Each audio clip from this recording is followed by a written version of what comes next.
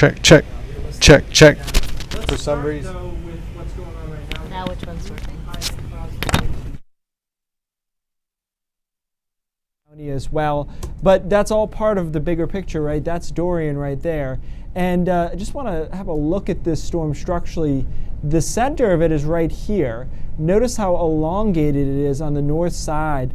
And that's a classic case of what happens to these tropical warm core systems as they move farther north in latitude. So it becomes a mid-latitude cyclone mixed with that warm core tropical system. So it gets stretched out in the direction, in this case, of the jet stream. So usually you see that on the north side that it gets stretched out. Storm itself still looks pretty good around the core though, and of course it'll be moving offshore from us tonight and into tomorrow.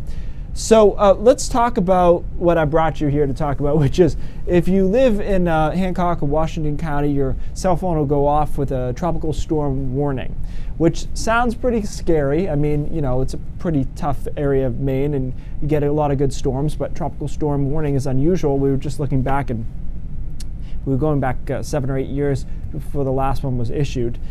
So I want to talk about what that means and what I think is actually going to happen. So technically speaking, a tropical storm warning means it's likely that we'll have winds sustained of 39 miles an hour or above. Sustained being the key word to this. However, I don't know that that's actually what's going to happen here. I think there's an abundance of caution in issuing this tropical storm warning, which I understand National Hurricane Center and the NWS has prerogative to do that.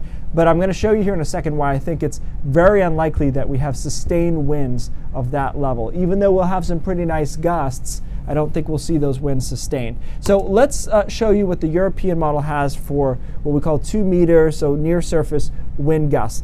Now, I want to preface this by saying that the European model is very typically on the high side as far as wind gusts go. And so keep that in mind as we look at this. Through tomorrow morning, we now have wind gusts, these are gusts, not sustained, of 40 in Bar Harbor, 36 in Rockland, 30 in Portland. And as the storm cranks up here through the afternoon, it is giving us one 59 mile per hour gust in Bar Harbor.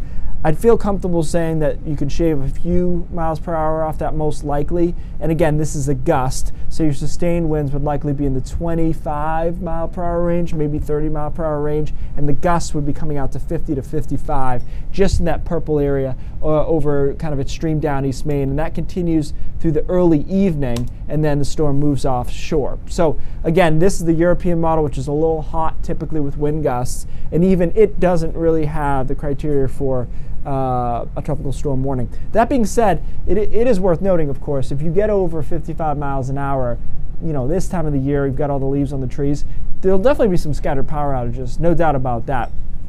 I just think the messaging is a little bit different than when you hear a tropical storm warning. And if we back that up a little bit, the rest of the state, I want to point out that obviously the farther you get from the coast, the less of an event this truly is. If you're into Lewiston and Augusta, you might get a gust of 35 miles an hour, which it's noticeably windy, but certainly won't do any damage. It's really just that coastline from the mid-coast, really Bar Harbor up to Eastport that will see the brunt of the heavy winds. And the waves will be there as well. The swells will be, 15 foot offshore, and we'll see how much of that actually gets to the shoreline. But there's a period of time tomorrow afternoon where between the winds and the swells, there will be no doubt that there's a tropical system offshore of Maine's coast. But I don't think this is going to be a hugely damaging situation. So let's just return to those warnings, tropical storm warnings again. And if we move over to the purple area here, that is a high surf advisory. So the rest of the state has no watch or warning. It's just an advisory for the big swells out there. And I mean, you'll be able to see those from pretty far away. If you go out towards the ocean, I don't even know if you need the advisory to know that you shouldn't be in the water because the waves are going to be big, rip currents big as well. And again, it's a tropical storm warning here. And they I think they warned Cape Cod as well. Let me see. They did. So they also warned Cape Cod. I will say this, Cape Cod probably has a better chance of getting to tropical storm criteria than down East Maine does, just because the way the storm's going to go and the low-lying nature of the Cape and Nantucket and Martha's Vineyard and all that. So that's it. I just wanted you to know if your phone pings off with this warning, it's not a freak out situation. We'll see some big waves, see some pretty good windy gusts during the afternoon, but I don't think we'll have that sustained wind that would be correlated with a tropical storm. So I'll let you know if that changes. Obviously, we'll be back, but I think that's how it's going to stay.